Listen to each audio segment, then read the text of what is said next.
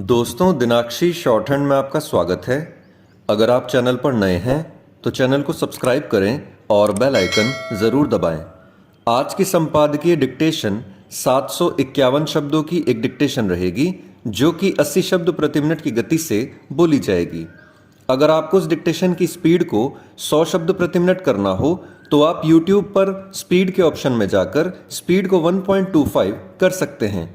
इस डिक्टेशन की demo outlines आप हमारे टेलीग्राम ग्रुप से प्राप्त कर सकते हैं।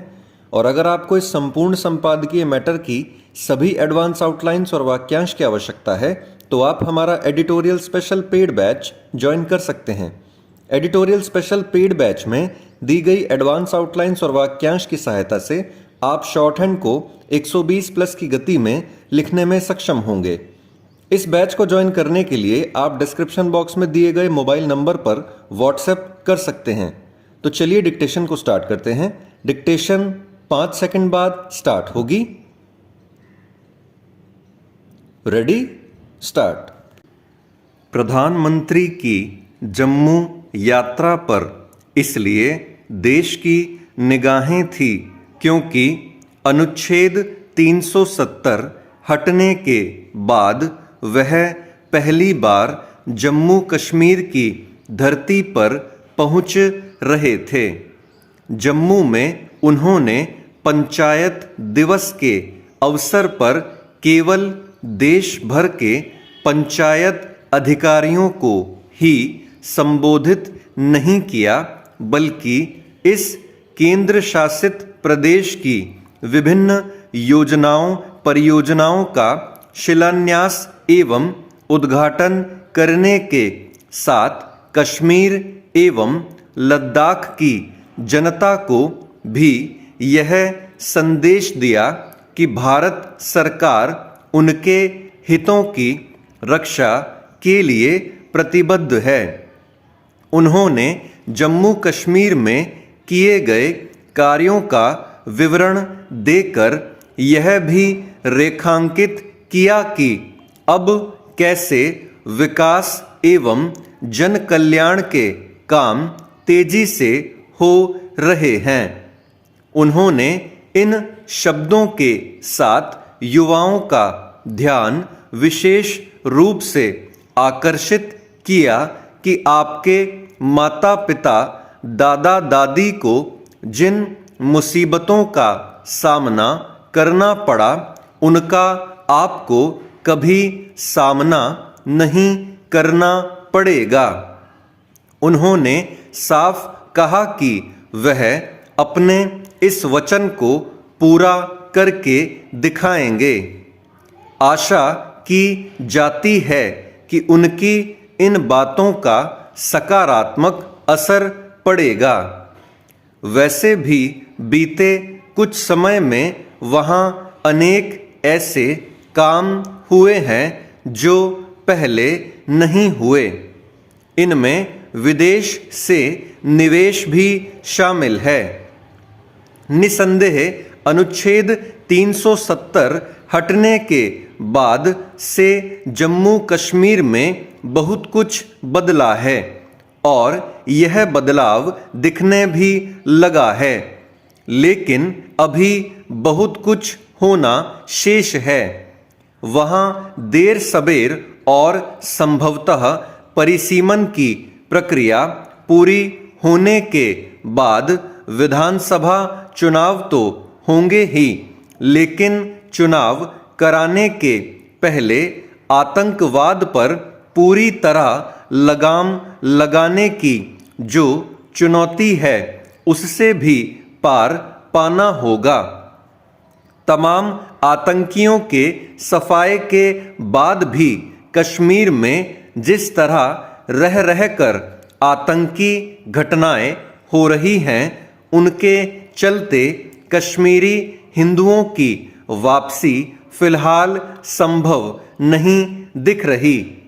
भले ही कुछ भी करना पड़े, इस काम को संभव बनाना होगा, क्योंकि तभी आतंकियों और उनके समर्थकों को यह संदेश जाएगा कि उनकी दाल गलने वाली नहीं है।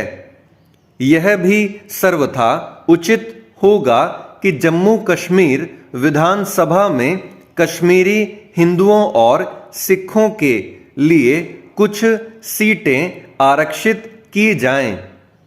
परिसीमन के जरिए यह जो एक अवसर मिल रहा है उसे गवाया नहीं जाना चाहिए।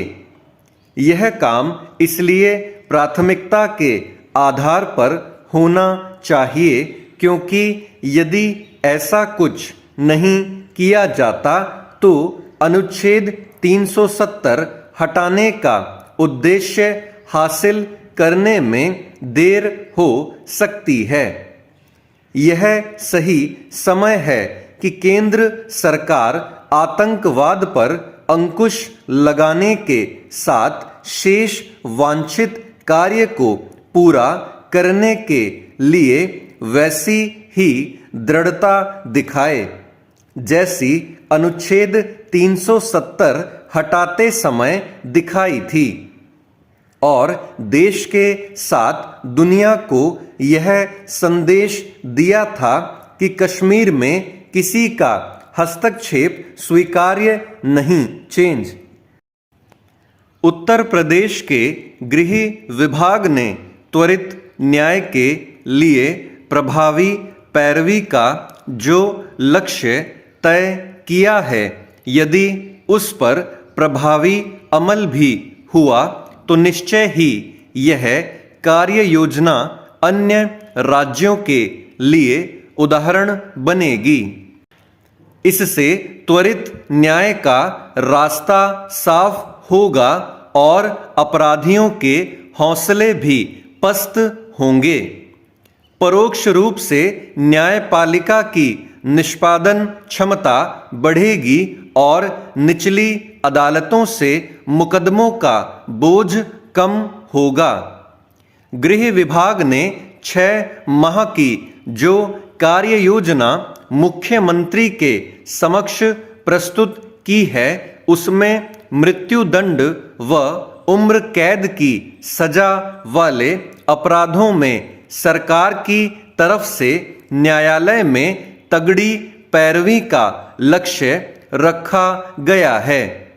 अगले 6 माह में मृत्युदंड की सजा वाले अपराधों में कम से कम 6 और उम्र कैद की सजा वाले 300 अभियुक्तों को सजा दिलवाकर जेल पहुंचाने का लक्ष्य रखा गया है। बच्चों व महिलाओं के विरुद्ध यौन अपराधों में लिप्त अभियुक्तों को सजा दिलाने का भी लक्ष्य तय किया गया है। यह स्थापित सिद्धांत है कि केवल प्रबल दंड नीति से ही अपराधों पर अंकुश लगाया जा सकता है। जब तक अपराधियों में सजा का भय व्याप्त नहीं होगा तब तक वे एक के बाद दूसरा अपराध करते रहेंगे। भय तभी पैदा होगा जब समाज की स्मृति से संदर्भित अपराध का लोभ होने से पूर्व ही अपराधी को सजा व पीड़ित को न्याय मिल जाए। दुर्भाग्य से हमारे यहाँ मुकदमों में तारीख पर तारीख पढ़ने का सिलसिला चलता रहता है। इसमें एक प्रमुख कारक सरकारी न्यायिक अधिकारियों व अभियोजकों द्वारा प्रभावी पैरवी न करना भी होता है। यह सत्य है कि अदालतों पर काम का बहुत बोझ है और मानक संख्या में न्यायविदों व कर्मचारियों की कमी है, क्योंकि प्रभावी पैरवी से भी इस बोझ को काफी हद तक न्यून किया जा सकता है। लक्ष्य तय न होने और मॉनिटरिंग की किसी प्रक्रिया के अभाव में अभियोजन में शिथिलता के प्रमाण मिलते रहते हैं।